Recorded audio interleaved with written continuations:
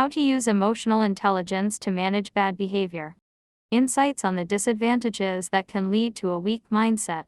In this message, I'll share my story about how to use emotional intelligence to manage bad behavior.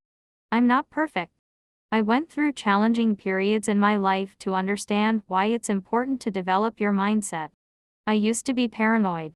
My mind was weak, and the disadvantages of not knowing myself had bad consequences. I was always on high alert, waiting for someone to rub me the wrong way so I could pounce on them. I was too cautious, and I hated seeing people chit-chat around me due to paranoia. At my peak, I used to argue and oppose people just to be on the other side of the conversation.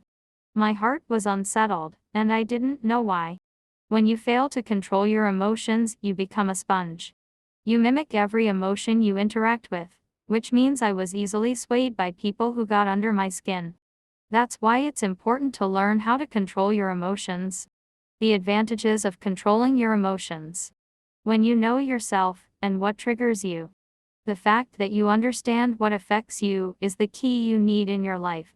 For example, when I learned about the type of anxiety that affected me, I learned how to manage it by remaining calm when triggered.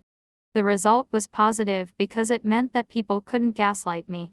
The advantage is that I found myself having long periods throughout the day where I was not affected by other people's behavior. Remember, you cannot control how people engage with you, but you control how you react. I always smile when I reminisce about how easy it was for people to move me. I don't move easily anymore. And it's not because I'm difficult, but it's because I choose to make good decisions. How to use emotional intelligence to manage bad behavior. It's you who decides how you interact with people. I choose to engage you in a calm manner, but if you persist to gaslight me, then walking away is my decision. Therefore, if you want to grow, you have to manage your emotions. Use this formula to develop your well-being. Be quick to listen, slow to speak, and slow to be angry, and you'll find yourself having long days with less anxiety and stress. Conclusion.